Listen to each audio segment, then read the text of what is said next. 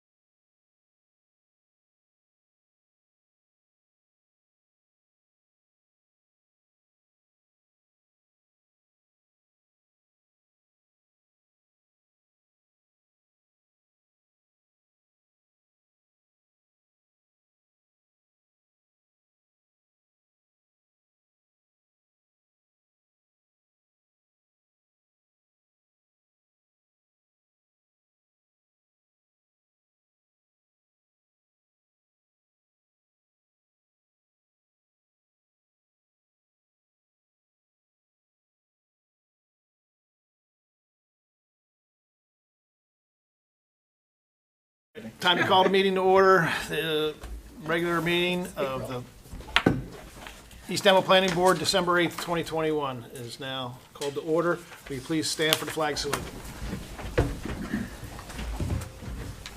I pledge allegiance to the flag of the United States of America and to the republic for which it stands, one nation, under God, indivisible, with liberty and justice for all.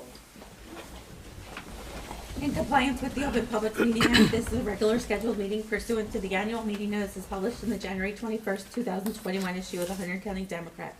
A copy of the agenda was forwarded to the Hunter County Democrat, filed in the Township Clerk's office, and posted on the Bulletin Board and Township website on December 6th. Mark Castellano. Here. Tamara Lee. Here. Mike Mills. Here. Natalie Nelson. John Saramba. Here. Monty Stetson. Here. Rick Wolf. Here. Tim Willie. Here. Jackson Ryder. Angela Lavisa. Here. And Gregory Giacchio. Here. Nothing to do with the agenda, Chris, correct? We're good? Can I get a motion to open to the citizens to speak on items not on the agenda, please? So moved. Second. All in favor? Aye. Francis, anything on, not on the agenda? Well, it's snowing out there. I can watch a couple flakes go by the door Yeah. window. I think it counts as a snow. Just one thing, and it's not whatever, I just think Francis, just say your name. Francis Gavigan, 123 Wardsville Road, Ringo's, New Jersey. Accept no limitations. Now that takes you back 15 years, right, Jeff? Years ago, when I first started coming to these things, I started coming to them because people had an application and they were having, shall we say, bend over moments, because various people on the boards of adjustment, whatever, they decided that they could count the number of angels on the head of a pin and that you should be able to name them to do anything with your property or to do anything, and it became a major complicating thing, an expensive thing for people. We got away from that, but I fear that we are returning again towards that paradigm of, because we can make a rule and we can make it a rigid rule, even though we are very much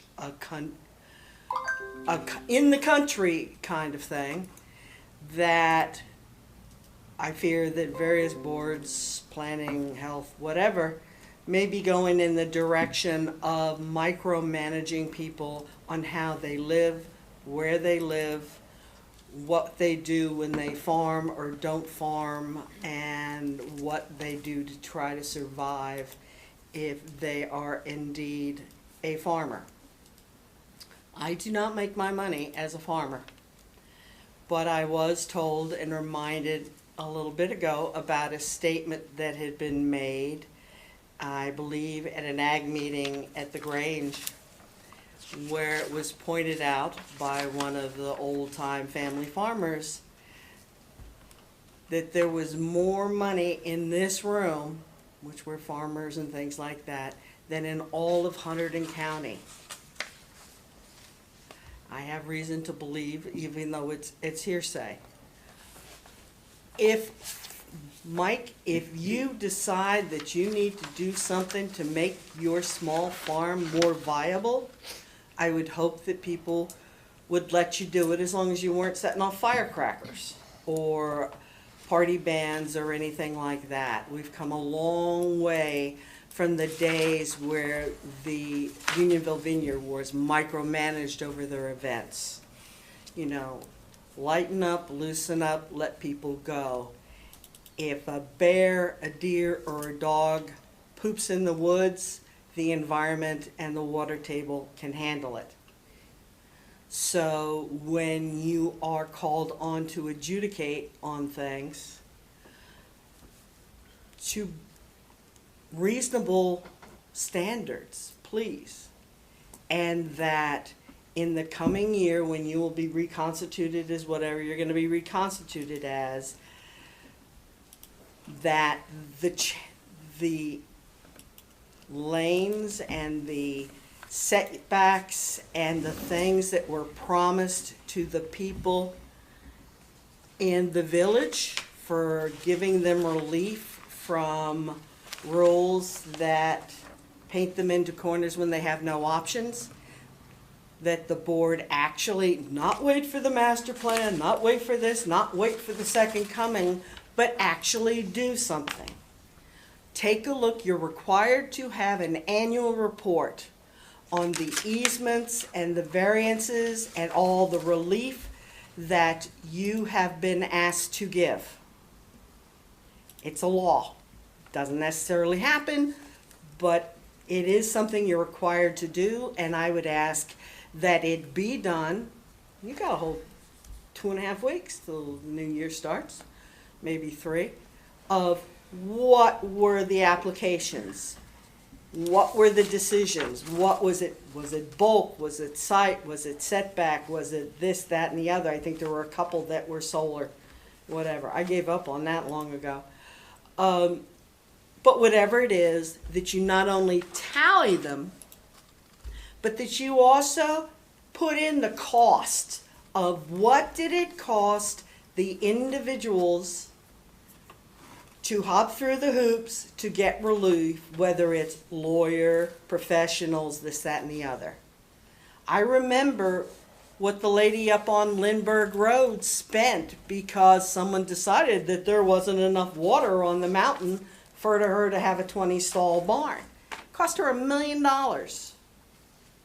And she was rich enough that she could dig into her pocket and be stubborn enough to do it. But people are warning people again, Hunterdon County's wonderful, East Amwell's wonderful, but don't come here. Don't buy here, don't build here, don't try to do anything here, because people are going to be up your business, minding your business, and deciding if a tree fell in the forest, did you cut it down, or did the emerald ash borers or whatever? Come up with some, actually do something. Write some ordinances, little low-hanging fruit, give some relief, and have some accomplishments at the end of 2022 that you can point to other than litigation, lawsuits, and loud noises for different topics. You know, I've said it before, I'll say it again. You know, it's a case of lead, follow, or get the hell out of the way.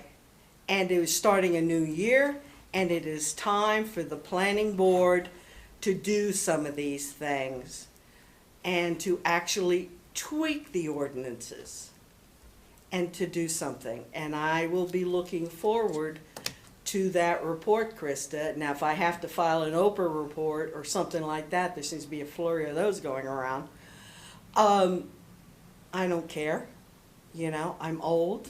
I'm not dead yet, but I'm still old and ornery. Do something. Don't make people come in here and spend money that while you or I or some of us may have plenty of it, oh, you know, that's nothing. To the people that are out there, it is a lot of money and they don't have it. Inflation is going rampant. There are people who have told me, and they're long-term people, I think I'm going to have to move out of East Amwell this year. Or people are upside down on, you know, the reverse mortgages that can't get any more money. Well, you know, I may lose my home and this, that, and the other. People are hurting. I'm not asking for myself. I'm asking for the people who sometimes get their chops busted because we can. And there was a member of this planning board, and I'm not going to name them, although it's probably somewhere in the minutes or in a tape I have somewhere, that I asked, well, why are you doing this? And I think it had to do with the Sourlands and the extent of it.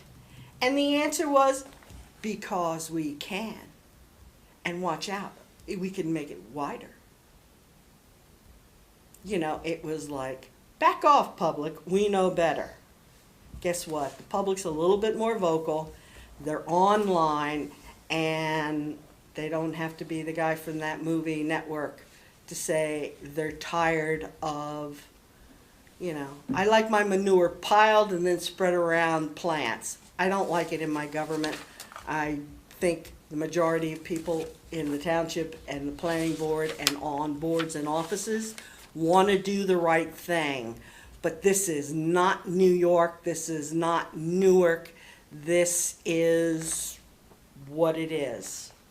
I had a surprise at the beginning of the week because I've got that rental property from hell down in North Carolina where the road was slipped away. I got a surprise. Well, the septic alarm went off and the tenant crossed the wires on the poles and they burned out the pump and they can hear water going in this and that and the other. And I'm thinking, oh God, if this was New Jersey. A whole septic system down there in western North Carolina, which might be why everybody's going there, is $6,000 to $7,000, not $60,000 to $70,000. And this plumber, the sewer right, nice man, and been there generations. His daughter does the email kind of stuff, and he said, "Well, ma'am, to replace that panel." That, where all the things melted and your house could have burned down, that's going to cost $600, $700, might even be as much as $800. And I was afraid to say anything because I was ready to say yes, but I still want it to be as little as possible. It shouldn't be that much difference between North Carolina around Asheville and New Jersey. Much of the population is similar. But what it is we have people that are a little bit out of control, making rules, whether it's the government, county, state, whatever, because they can. So the thing that you can do is write some regulations, address the setbacks that I think was January, that man down here on Old York Road, because he wanted to put a shed or a pool or something, that he didn't have a spot in his yard that he could do it. Do it. Come up with it. 10 feet, 5 feet. Put some flexibility into what you do. The world will not end, and other municipalities in New Jersey have that flexibility and that reasonableness. I mean, the nickname I gave 25 years ago was, it's East Snotswell. Sounds a little crude, yeah, it is. But that was the time of noblesse oblige. We are here and we know better, and this is what it all should be because of whatever. But yes, I can be, the rules don't apply to me, but they should apply to you. Well, start applying them fairly, evenly, and reasonably as if you were the ones paying the bills, and be able to give these people some indication that something is changing in 2022.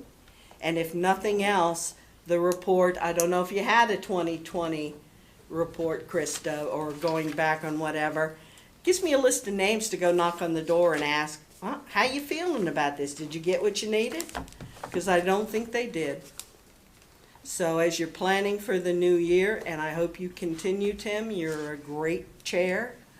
Long-suffering, but a great chair, and all of that other stuff. But it's knuck and futz around here at times, and show some signs of intelligent life in the western part of the state. We could do with it. Thank you. Thank you, Francis. Can I get a motion to close to the public, please? So moved. Second. All in favor? Aye. Can I get a motion to approve the minutes from November 10th, 2021? So moved. Second. Second. All in favor? Aye. We have no resolutions. We have no new business. We have no new business other. We have unfinished business. Probably new business. Tam, deer management, it's all you. Yeah, so at the last meeting, we talked about the fact that there were people at the ag meeting who had volunteered to essentially be the deer management committee. So I went to the the ag meeting and relayed that, and they agreed to go back to the people who had volunteered to be on it, and they would form a committee. And I asked Mike, I mentioned this to Mike because Mike was not at that meeting. So hopefully next week, they will present themselves as a committee, and Mike will know who's on it, and I've asked Mike to just keep us informed what the Deer Management Committee is doing. Okay. So that's okay with you, right, Mike? Yeah. Yeah, okay, so, All right. that's all we have. Work sessions in the focus groups. Yeah, so I just finished putting together the list of the small farmers and the large farmers, and we've split that up. And Greg and Angelo and Mike and Natalie are going to be making phone calls to figure out, to ask people if they're interested in coming to an outreach meeting. And those that are interested, will then, we'll tell them about the meeting. Probably in January, after we know who's all interested in coming, we'll set up dates, but we wanted to focus on the farmers because Yep. after the winter, they're gonna be busy. Yeah. I'm just about finished with the list for the horse farmers, and then Marnie's gonna help with that, and then we'll move on to the other lists, but we're making Yeah. progress on that. The horse farmers are always there. Yeah, they don't, yeah, They're just out riding, that's all. that's right, that's right. Okay, master plan, I saw Elena sent us a little update today. Do you want me to read it? Sure. Okay. Yeah, Elena sent an email saying that they sent the first draft of the land use plan element to the master plan subcommittee on November 19th. They received comments from the master plan subcommittee this morning. They'll be working to review and incorporate the subcommittee's comments and recommendations into the draft plan. Once the edits are done, they'll send the revised draft to the subcommittee for review and comment. Based upon the subcommittee's review of the revised draft may also be sent to the county for review in accordance with the grant. Right, that's to make sure that we get the county, the grant money gets approved and whatnot. And I've already talked with the county, and they said it's okay if it sort of lapses over into January of next year, they can work that out. But yeah, Marnie and Natalie and I reviewed the first draft of Elena's master plan work. And, I'm sure the second draft, I mean, it was good, it was thorough, but we wanted some changes made to it. A little bit more focus on the vision, but, the detail work was all good and it was there. So, we'll probably have that in January for the full board to look at, I would expect. okay. All right, items for discussion. Back to you, Tam. Planning board information education. All right, this month, I think you were all sent, I don't know if it was in the drive or not, but I think you were all, I wanted to talk about trees on the Sourland. Sorry, Francis, I'm gonna talk about trees on the Sourland. Do not know what you're gonna talk about. I know. They're dying, by the way, but Well, you knew that. well, yeah, the people are estimating, and we're gonna lose about 20% of the trees on the Sourland, because of the ash borer. The good news is, the ash borer does not appear to be going to other species, so once the ashes are gone, hopefully that'll be the end of ash borer. Unfortunately, I'm old enough to remember Dutch elm disease, which happened in the 70s and early 80s. Same thing happened to the elms, and, we survived. So it'll be all right. But I got some new information about the trees on the Sourlands, and we've talked about trees, and we've talked about, the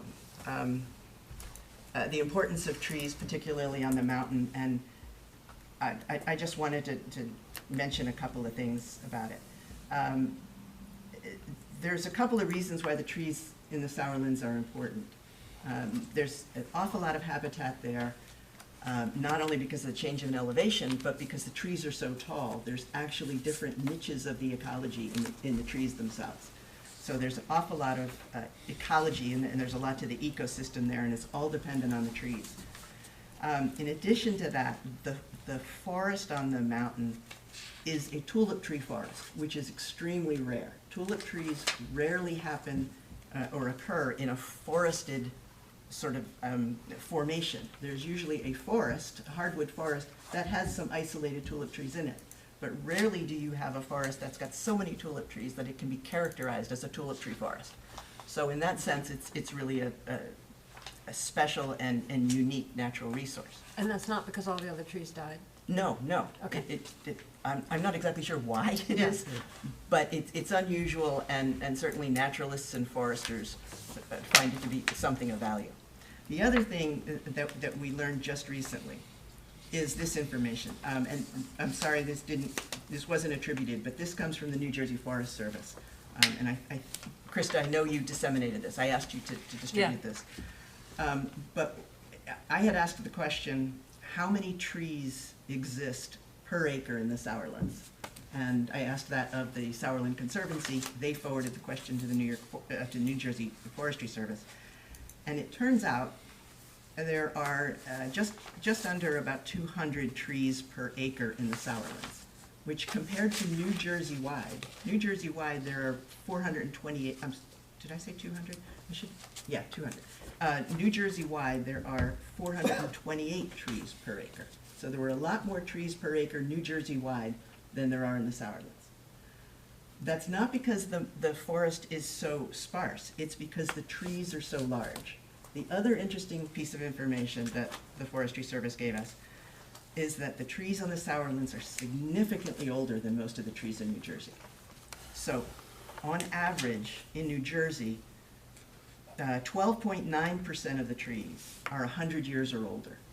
But in the Sourland Mountains, 59% of the trees are 100 years or older. It's an extremely old forest. So, if you cut down an old tree, you not only leave a huge hole because it's a big tree and the trees are spaced further apart, but it's going to take you 100 years to replace that thing.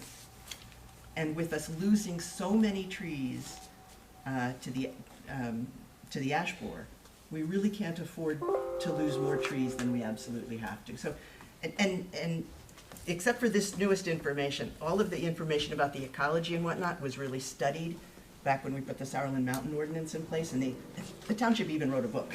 I mean, we got a grant from the state about this, and Krista, you have this book in the planning board library. So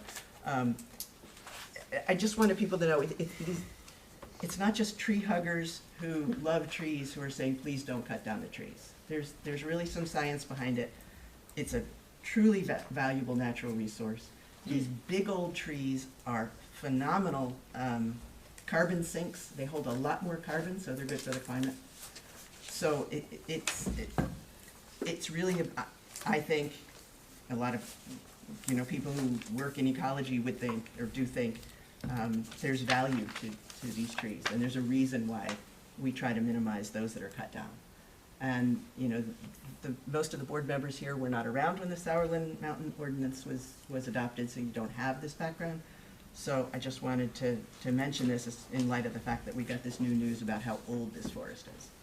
So I don't know if anybody has any questions. I can tell you what I do know, but there's a lot more to it that I don't know. But it's pretty impressive ecological information here. Tim, are there any state regulations that we don't pay a lot of attention to? That, I mean, if it's largely 100 years and older, is there no forestry regulation statewide for a forest that old?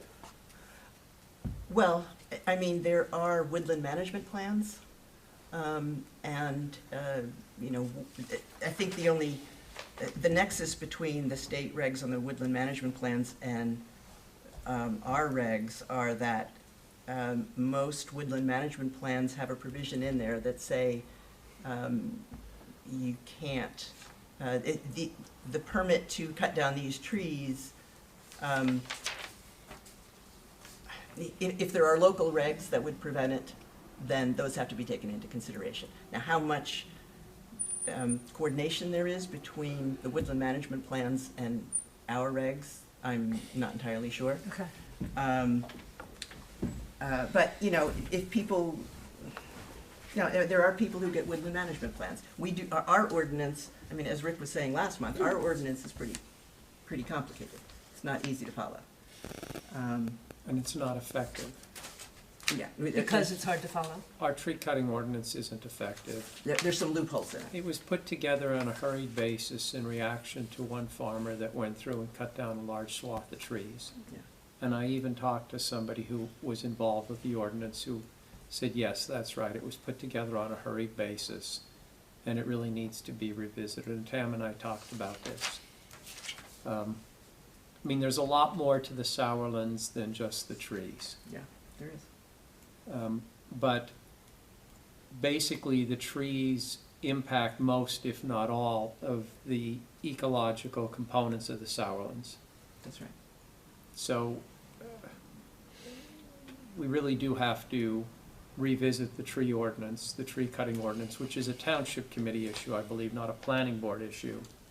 But it's something that needs to be revisited.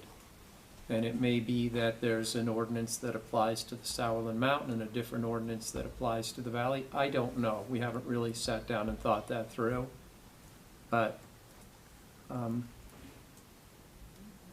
we can't let people just cut 20 or 30 trees, bring in a track hoe, dig out the stumps, and then by the time Krista gets there, there are holes in the ground. That just doesn't work. So something needs to be done. I did a quick walk up, I've got 2.5 acres, and I didn't even go all the way through my property, just on the road, and 50 feet back into my woods, because most of my property is woods.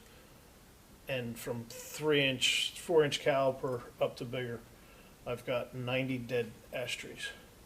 I don't doubt it. And that's not even on my whole 2.5 acres. I mean, it's just, it's unbelievable. I mean, there's nothing, and my tulip trees, I had a stand of tulip trees in the middle of my property, and what was the last big hurricane? I No, the one that we all lost power for. Sandy took care of them and took them down because they're shallow rooted. They're like a evergreen. They're shallow rooted. But you know, I didn't even walk out to the back of my property. Like it's like not even. It's just unbelievable how many dead trees there are. And the other problem is that when you take down a couple of trees, there's a ripple effect. Because those trees were in effect the protection for the trees that were next to them. And it was just like when they were looking to cut down a whole bunch of trees just right across the border in Hillsborough for that facility they were looking to put in that ultimately died. Anybody who knew anything about trees said when you cut down that swath of trees, sooner or later all the trees on that mountain are going to die. So it has a ripple effect. Yeah. But the good thing about the ash trees is they're easy to identify. I mean, 'cause Mine are, they're all bark- dead. Well, and because their bark changes, you know? So, I mean, it's pretty easy to identify the ash trees. So. Anyway. All right, that's all I had. Thank you, Tam. Just wanted to tell people about that. And you have an update on food trucks and the said ordinance? Oh, that being- we've actually got to talk about. Okay. Everybody should have gotten this ordinance. This came from the Board of Health. Okay, so this whole project started, you'll recall, because Darcy May came to me and said that there were farmers who wanted to have food trucks.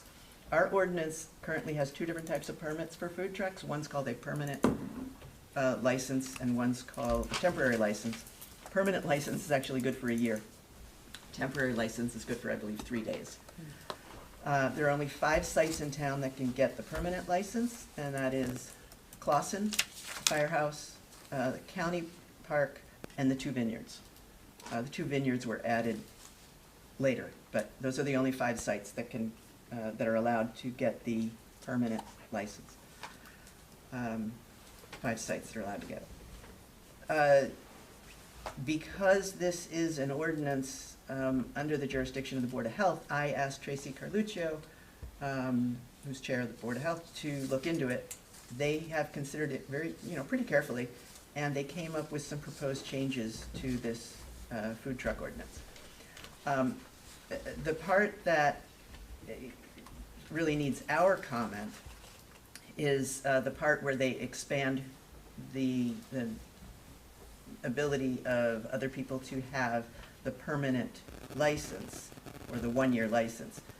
And instead of just the 5 locations, they are adding farms, essentially that are 75 acres or larger could get one, and also farms between 35 acres and 75 acres, they could also get it, but there would have to be some review of site and planned activity, which I assume would happen by the Board of Health. That's something that we need to give some thought and consideration to. I should say this review that we're doing, that we would do, my understanding is this is just a courtesy review. The Board of Health can change this ordinance on their own, which actually is something I'm unfamiliar with, but that's what's been explained to me. So it's here just for our comment, and Board of Health will take our thoughts into consideration. So they basically want to know what we think about this. Tracy and I have talked about it. I've expressed a little bit of concern in that the Board of Health really isn't qualified, nor do they have jurisdiction to deal with site plan issues. So this review of site and planned activity, I'm not really sure what that would look like. But if there are site issues, that's really our bailiwick. But she assured me that, you know, they would give that consideration and talk to their attorney about it. Tam, do you yeah. understand that to mean that 75 acres, if it's above 75 acres, it doesn't need the review of the site? Or that's only if it's between 35 and 75? Correct. Oh, okay. Correct, yeah. So, I mean, this would certainly give this would give farms access to this process. And they would be able to get a license that's good for a year instead of just for 3 days, and then have to get another one if they have something the next weekend or whatnot. The Board of Health did have one meeting, a public meeting, and some public showed up. And at least one farmer spoke out against this because their farm was smaller than this, and they basically thought that all farms should be opened up to this. I was at that meeting. I expressed some concern about the minimum lot size here because our farms are surrounded by houses. And if there's a food truck, that means there's an event there, which means that the use is going to be more intense. So there's going to be more people, there's going to be more traffic. Will there be parking? You know, can the road handle it? You know, there's a lot of site issues that we look at. So I don't know if this would work. One thing that I suggested, this was also discussed at the ag meeting, after the ag meeting I was talking with John Mills, and one thing I suggest, another way we could do this is maybe have a pilot program for a year. You know, maybe don't change the ordinance right away, but have a pilot program for a year, give out a number of permits, you can pick the number, 10 permits, 12 permits or something. First come, first serve, any farm that asks for them. You'd probably get a range of farm sizes. It'd only be for a year. And we see how it works. And then we write the ordinance. But the thing is, the Board of Health can't do that. That would have to be the Township Committee. Board of Health isn't set up to do a permit, a pilot project, or, you know, run a permit for a pilot project. So that was just another idea. But, you know, I think we should have some thoughts. Mike, you've got some thoughts. I mean, you like the idea that this is going to open up more farms to a farm truck, food truck. Yeah, gives you more capabilities, absolutely. Right. And we are talking about making farms more economically viable. So I do think it's a good idea. I just want to make sure we don't open up some huge loopholes and then create other problems somewhere else. So what is the scenario? Like I'm selling Christmas trees and then I also have a food truck there while people are pumpkin picking Right. or food or Christmas tree shopping or. Right. And you know, if you're selling Christmas trees for more than 3 days, yeah, you would want this longer license. But it's not like here I am with my hayfield, come to my food truck. That's what this is. Well, it could That's do the that. problem. That's what this is. that- It's not like you're a producer of something and trying to sell that through a food truck. This is allowing, like, you know, Taco Joe to come and sell hamburgers and tacos. In your hayfield. And on your hayfield. That's really, it's like agritourism. It's not a it's not a production Well, outlet. It's not a farm to I mean, table it's not farm- proposition, exactly. it's. my farm borders 604. I have a lot of road frontage on 604. 604 is reasonably well-trafficked. So why don't I go out and buy a food truck and park it at my farm on 604, hire somebody to run it, and all those people driving by can get whatever they want to get to and from where they're going, including coffee. I could have effectively a coffee shop on 604, a portable Dunkin' Donuts on 604. I've now converted 604 into a commercial zone, because Exactly. the farm across the street from mine could do the same thing with whatever, and the farm down the road from mine could do the same thing, and now 604 is where you go in the morning to get your coffee, to get your donuts, whatever. Yeah. We've now commercialized it. Yeah. I mean, this is not a farm stand, this is a food truck. Right. It's basically a restaurant on wheels. It's a restaurant on Without- wheels. Without septic. It has nothing to without do, any of Rosedale the- nothing to do with my Right. farm, just a great way for me to make money. Rosedale Mills has one almost every day of the week. Yep. And it doesn't matter, Yep. there's Cousins Lobster that comes in there, Latin- there's Yes. Latin I pass it people, all the there's time, yeah. Fat But that's a Sids or commercial whatever. district. That's different, that's Yeah, commercial yeah, use. yeah, So yeah. that- And that he's- fits the yeah, use. you know, Yeah. but it's, you know, it's, and, you know, you look at, I know like Hopewell Borough, they do a food truck night like twice a year at the train station, like it's a big thing, like you wait in an hour line to eat from a truck. It's I'm a great. little I sorry love about that that, night. but if I'm gonna wait an hour, it's gonna not be for food truck, but anyway, it's a big Depends on the thing. food truck. Well, the Cousins Lobster thing is, That's good. like, the lobster rolls are supposed to, you know, they've been on all the Food Network and everything else like that. But, you know, no, it's, like you said, it could change, because there's no, once they have the permit, They've got it for a year. they've got it for a year, so that's 365 days. You know, it's not weekends or, you know, okay, you know, the tree, you know, the Christmas tree farm on Manners is only open on the weekends. So that would only be a food truck there during the Christmas tree season on Saturday and Sunday, because that's all they're open. They're not open during the week. You know what I mean? That's a little different, but And a lot of farms are owned by 365. non-farmers. A lot of farms in East Amwell are farmed by farmers but owned by non-farmers. And I'm not even sure anymore how you define a farmer. I mean, I look at Mike and I look at what he does, I know he's a farmer. I look at Jared Weeks, I look at what he does, I know that he's a farmer. But I look at some other people in this township who profess to be farmers, and some of them aren't any more farmers than I am.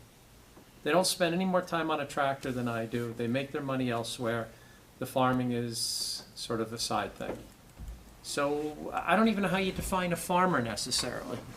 I mean, I have my own view of what a farmer is, and under my view of what a farmer is, we don't have that many farmers in East Amwell. Well, it's a farm, not a farmer. Right, but that's my Farm. concern. If it's the farm, a lot of the farms are owned by people who aren't farmers. And some of them are owned by people who don't even live in East Amwell. So you don't live in East Amwell, but you could have a food truck sitting right on the road selling whatever, and you're earning money from that, and it has nothing to do with farming. Well, I mean, we do want to help the farmers, as I said, make farming more economically viable. Is there a way for us to do this? Because, I mean, they specifically asked for this in a way that that doesn't Do you link hurt it the to rest a of the town. retail business? So I think adding the clause, because I had the same concern that Rick did, because there's several farms that I drive past that are at least 35 acres or 75 acres. My thought was that it should be tied to an event Yeah, at the property. yeah, yeah. Yeah. Okay, so you can't, you know, It can't be the sorry, Rick, you primary. just can't put up your food truck Yeah. to sell coffee. Yeah, Okay, yeah. but, you know, if you, because not far from you is the Christmas tree place, okay, right? There's a farm there that has Christmas stuff in the winter? That's Jared Weeks. Yes, Okay, yeah, that's on Everett's Farm, on 579. okay, That's the Christmas tree, well, that's a Christmas tree place. right, so that place would be okay to have a food truck while they're having their Christmas trees for sale. Yeah. The same as the one on Manners, that's all fenced in, you know. That- I like Actually, I that think they suggestion. have one periodically. I guess they get the temporary. the temporary permit each week or something. I don't know how they work it out. Yeah, I just drive by it. I have a plastic Christmas tree. yeah. Actually, that also speaks to what they told me. He said they wanted this food truck so they could bring it to events, so that sort of goes along Right. with what Or they a were looking to retail- do anyway. If you have a retail store. Or if you right? have a retail store, business. right, right. I mean, Right, but then you have to the define other what an thing- event is. I mean, the thing, I'll take a devil advocate thing on is, I always think of the farmer who's 32 acres is not gonna feel he's discriminatory and wants to bring a lawsuit against the ordinance. Right. That's why I said, why is it acreage? If we're gonna do a That's- site review on something under 75, it should just be everything under 75, or, It just leads you well, to a what- possible, yeah, possible problem. Yeah, well, we're not doing any site review, mind you. I mean, they're. well, they're- the but review yeah. that they said. Yeah, what they're Well, I know, doing. but Whatever we're that just meant. making that suggestion to say Review to of the them, site, Yeah. whatever. you know, specify how you came up with your 35 acres. And then, you know, like I said, if you have a person who's like 34.82 acres or something of Yeah. that nature, they're gonna say, well, how come I can't have the same thing that they did? They didn't wanna open up to everybody, cause they didn't want it hog wild. They Oh, wanted to keep it I got that, compact but right you now. still, So they just picked, I don't think there was a certain number they were looking at. You know, I think even they if just they- picked the number. yeah, but if they're gonna, do like what Mike said, if they're gonna use the acreage thing, put in there the acres, and we came up with 35 acres based on the average acre size of a large farm, and then we're prohibiting this onto the large farms. Smaller farms can have a permit, but only for 2 or 3 times a year, 3 days a week, whatever. You know, be more specific, because I'm reading this, I just, you know, looked at a potential lawsuit issue going down the road. So maybe either everybody gets a site review or nobody gets a site review. But I mean, that argument goes for anything that has an acreage restriction on it. I I mean, that would mean any acreage restriction. Marty, it goes for anything that has a numerical Right. restriction. Right. Why is there speed limit some places 55, other Right. places 65? Right. Why do you pay X percent tax up to 100,000 and then X percent plus 2% over 100,000? Our society is built on line drawing. And oftentimes you can't assign rationality, it's just where people decide they want to draw the lines. I just think they should have, even if it's not in the ordinance, like Mike says, they should have something there that specifies how they came up with the number.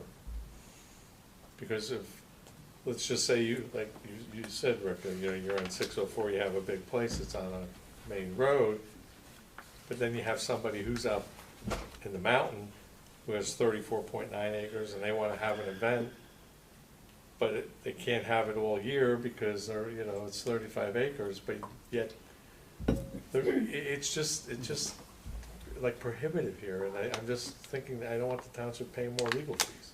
Well, I can tell you what they did consider is the fact that we have, I'm gonna do math real quick, that's not good, 34, we have 42 farms that are 75 acres or larger, and 52 farms that are between 35 and 75 acres. Mhm. So they looked at that and said, oh, that's about balanced. I know that was, I How don't know about if that's the- a how about rationale, But but, there's 200 farms between Yeah, what about, 5 and 35. Right. I don't view 5 acres as a farm. Well, No, I I'm don't. just saying, it's listed as I don't view that farm as a property. farm. Okay, so we do 10 that's not- acres, I don't know. I don't view 20 10 that's acres not as a farm. entirely true. Okay, it's subjective, Rick, but I'm just saying. I it's listed understand, on but I'm just total saying. farm acreage. you I'm know, the looking most at popular for farm size inventory. of farmland There's today gotta be a rationale. for, in up-and-coming It has to be farms 5 acres or is more. 1/10 of an acre. That's the largest growth of a farm plot to date, 1/10 of an acre, because people are doing high-intensity agriculture, so those guys are farmers, and they're only farming 1/10 of an acre. I'm sorry, And but they're- I think farming like beauty is in the eye of the beholder, Yeah, because I so- don't view somebody who's farming 1/10 of an acre as a farmer. And they're making considerably more than many of our farmers here that are farming hundreds of acres. A tenth It's of an bec- acre it's is just- 4,000 square feet, 4,200 square feet. Yep, yep, Like and you they said, they have looking 3 for rows, and discrimination. they're turning 6 or 7 crops every few weeks. You know, Salinova greens are popping out every week. Underneath that, they have root vegetables, and they're going to high-value markets, making a ton of money. So they're farmers. Yeah. But you might be looking at farmland versus farming, because you can farm on a rooftop. That's not Yeah. farming, but it's farming. Yeah. So Well, farming you is could very farm different in a than warehouse. farmland. You could have a hydroponic farm, a vertical Exactly. farm in a warehouse. And But we're not gonna let, I don't think we wanna let a food truck on 1/10 of an acre.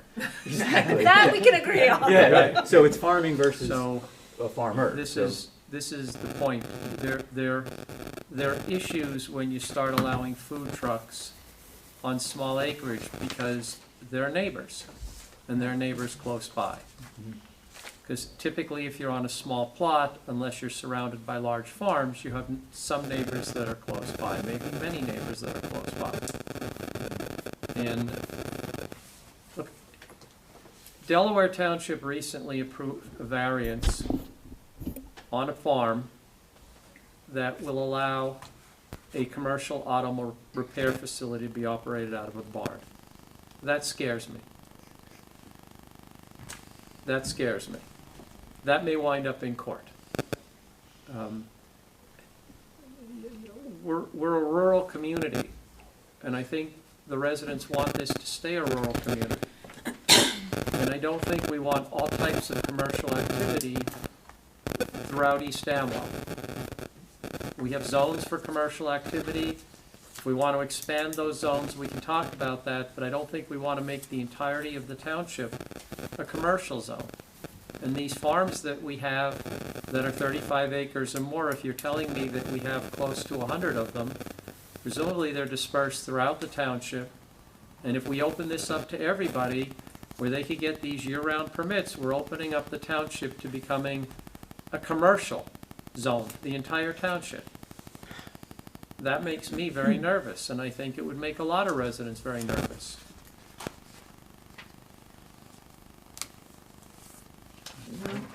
I don't know, I'm kind of torn because we are trying to make farming more economically viable, and I think we have to let the farmers do more than simply plant crops and then, you know, broker them out to someplace.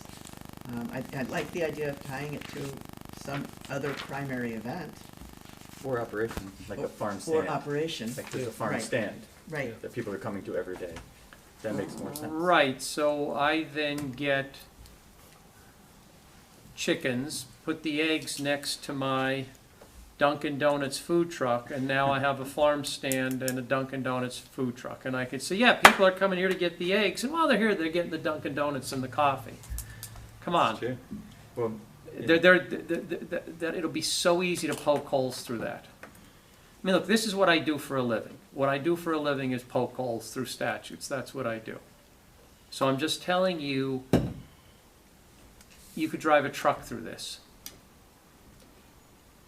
Tam, their complaint with the original regulation was that they had to go back too often? Yes, They had to just keep going back and back and back? yeah. What if you did it like a year at a time? Like, I want it in October for pumpkin picking and December for, I mean, a month at a time. yeah, or, well, you know, no, in like in January, you say, here's when I want my permit. Yeah. or for a season, Christmas tree season. Right. Pumpkin picking Well, season. that's what the, Then you're looking at a whole bunch the of. permanent one is only a year. No, but what I'm trying to, I'm sorry. no, it's me, It's it's not not you. 365 days a year, Right. she's saying Right. Okay. it's so certain it's periods seasonal. throughout the year. It's Because tied season- A to, period or certain periods throughout the year Okay. tied to certain events. And here are the events. If you're a pumpkin farm, you want to be able to use it in October, September and October for your pumpkin picking. Okay. Yeah, right. The other thing I'm gonna bring up too is there's gonna be a tax consequence for them doing this. Under IRS regulations, you know, if you're a farm, you're a Schedule F, and you file your tax return for farming. Mhm. But now you're bringing a commercial vehicle in, so now you're becoming a business. So now you're gonna file as a Schedule C business. So, in essence, what we're doing here too is we're making the professional fees a little more expensive, let's put it to you that way. The other thing too is farm, you don't pay sales tax. You have a commercial truck or a food truck, you're gonna pay sales tax. So there's all those little nuances that, you know, should be thought about in this ordinance. And again, just going back to the acreage thing, just, even if it's a blurb, even if they keep it 35, something should be said that, you know, due to our surveys, due to our land, due to our whatever, just somehow show how did they get to that computation, because I really, in looking at this, I'm seeing potential lawsuits here. Okay. 25, 30 acre farms are gonna say, well, how come I can't? Yeah. John, you just triggered something in my head, which is, are the farmers going to make any profit from the food trucks, or are they just bringing in the food trucks to have something else at an event? Yeah, they're usually other, like separately owned businesses. Yeah. At least all the farms that I've been to, it's always been Joe Schmo's food truck on the farm. Right, so that's not gonna impact their Schedule F, cause they're just Right. bringing in, Well, but it's No. like you were bringing up though, if somebody purchases a food truck and puts it there. yeah, but that, I'm not a Schedule F, I'm not a Schedule F anyway. I understand. And all So- we're doing is But I like still wanna giving bring I'm not a that up. Schedule C either, I still but wanna bring that I, up, that could But- be that they, instead of bringing in Joe Schmo's Lobster or whatever it is. We're You just know, giving and- the permit to the food truck. Right. The health department comes in and inspects, that, you're going way over line of what the ordinance is. Right. Did you read the ordinance? Mhm. That's what is triggering other thoughts in my head. Outside of the box. and you also don't know if, for example, if you open it up as a free-for-all and say, well, you don't have to worry because they're only going to be bringing it in for special events, you don't know who's gonna partner with the Dunkin' Donuts food truck and share in the profits. The Dunkin' Donuts food truck says, gee, Rick, could I locate on your farm? I'll give you 10% of the profits. And I say, Food trucks are great. very popular, Mhm. They're very popular. very popular. And I can Right. tell you in Manhattan, they're ridiculously popular. Oh. There are Every people quarter, who right? worship the food truck they go to. Yeah. They are very, very popular. You can get some really good food from food trucks. What was it, Lambertville used to have an event, food truck event for a weekend. Yeah, a couple towns have an event with food trucks. We have them every market. Most farm markets all have at least one or two food vendors now. Well, and look at Madalena's. I mean, you're getting good Madalena's food out of their food truck. When they have those things at the fairs, you're getting good food from those food trucks. That was just a couple thoughts. Yeah. Put down to the. All right, so what do we want to pass on to the Board of Health? Because we need to give them our comments so that they can consider it. Potentially tie it to a primary event or operation? Is that one thing? Well, tie it to an activity or an event, like in the Fall fall fest. for pumpkins, in the winter for Christmas trees. If they're having a horse competition, Equestrian. an equestrian competition, Mhm. as the one by the school Well, has that- those periodically. Rodeos or whatever they call it. And again, I'm just gonna reiterate the thing, just Not here. We don't do rodeos here. have something. We don't have back ranches up here how either. they We got have to farms. this. But rodeo. if you go Okay, out west, you get a back- No ranch. You Yellowstone. know, back Well, up your probably the number. 35 and the Rodeo. 75. Not yet. Back up your number, don't just. I didn't think we had those in arbitrarily East do it. Amwell. I thought we had horse shows, horse Three events. mics, is that- Yeah, I equestrian think that's a events. problem.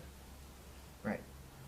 You know, but it can't just blindly be, if you have 75 acres, you can park a You food can- truck. You can do No. whatever you want, yeah. You yeah. can't buy, because, you know, I'll buy the additional acreage and I'll just plant my Dunkin' Donuts food truck next to Panera Bread, next to whatever. I'll go Good- higher good to up, know. get the Starbucks one. Because Is I'm there not, anything I'm not about scheduled tying on into five. it, the use? I'll have a of whole the line on 604. I Exactly. mean, because That- there's, You're that's a flying good to get point. whatever you want. Everyone, parking spots.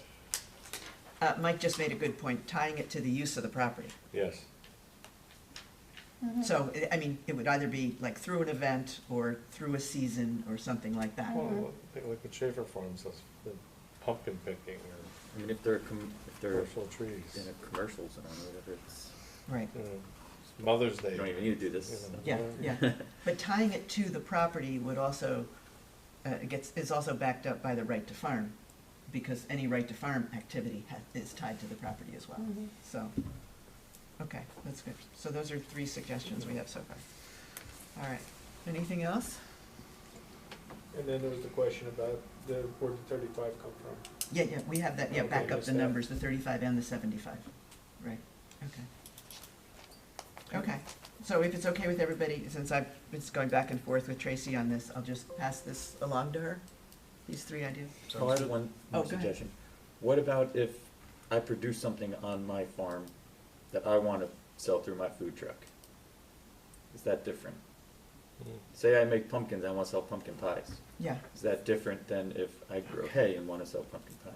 yeah, on-site processing, basically. Yeah, so it's a farm stand in a truck. I mean, you can do a farm stand, Farm, it's a commercial but kitchen. you're putting it on wheels. Well, yeah, but then I you think get into that's- the, then Oh, that's that's- the but whole that's thing, you get into the whole category the commercial Commercial kitchen becomes a kitchen whole nother. Well, that's what these are. Ball, yeah, no, that's what I mean, it's, so That's the whole- it's taking it to a new level, But yeah, for that's sure. category 2 in the ordinance already, I believe. An agricultural farm that sells, in addition to whole uncut produce, milk, cheese, farm-raised poultry, that stuff.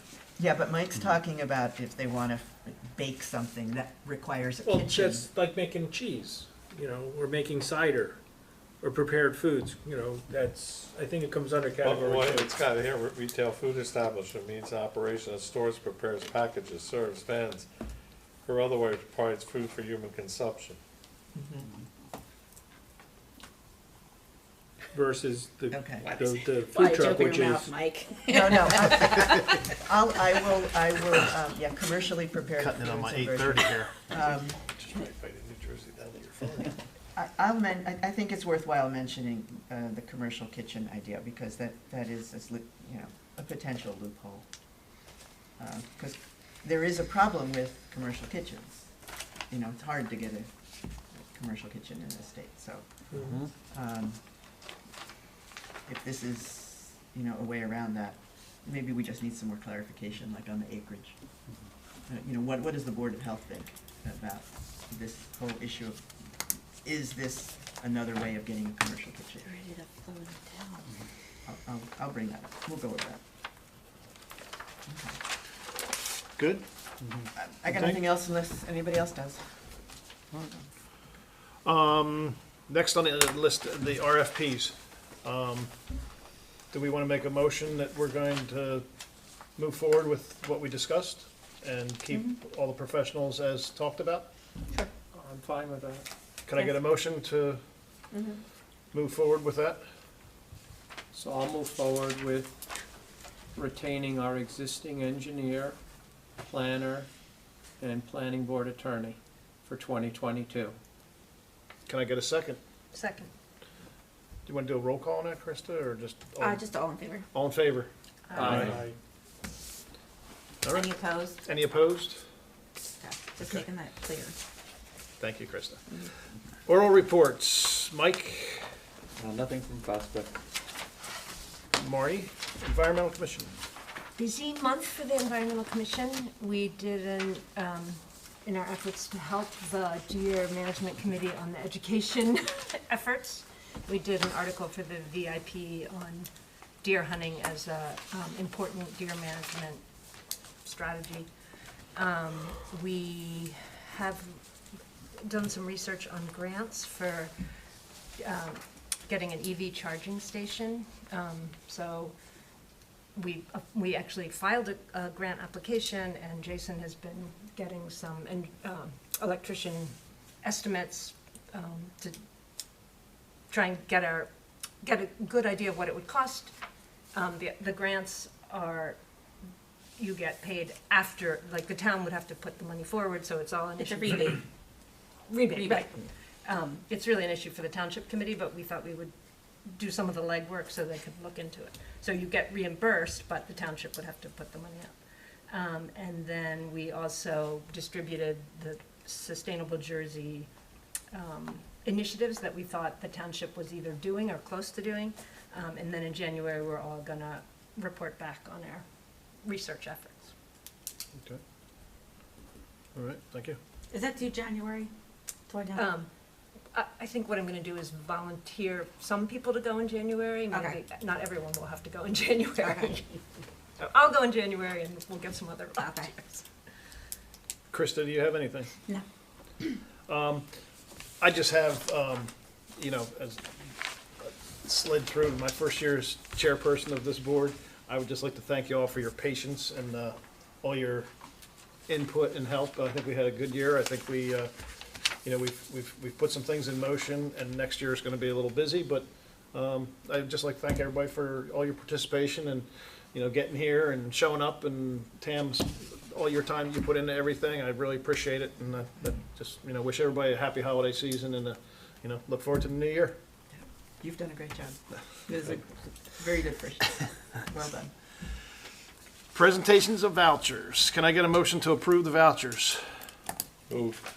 Second? Second. All in favor? Aye. Can I get a motion to open to the public? So moved. Second? Second. All in favor? Aye. Francis? Yes, let me get there.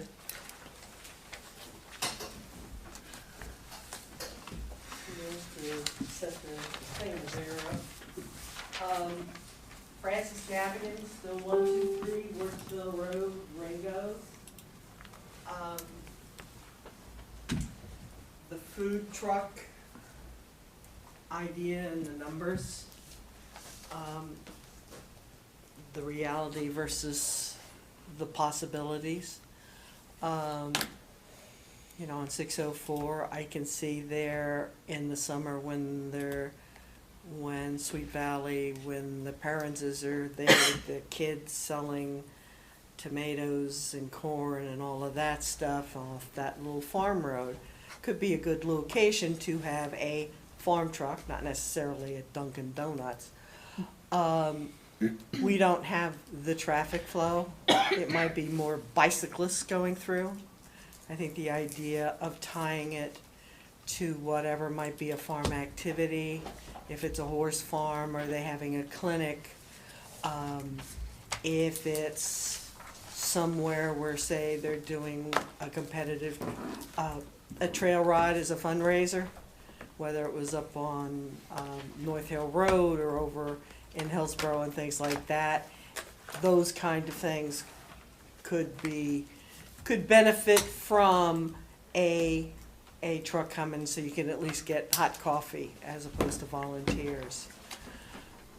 You appear to have statistics on the numbers of farms in the town and what their sizes are and potentially their zones.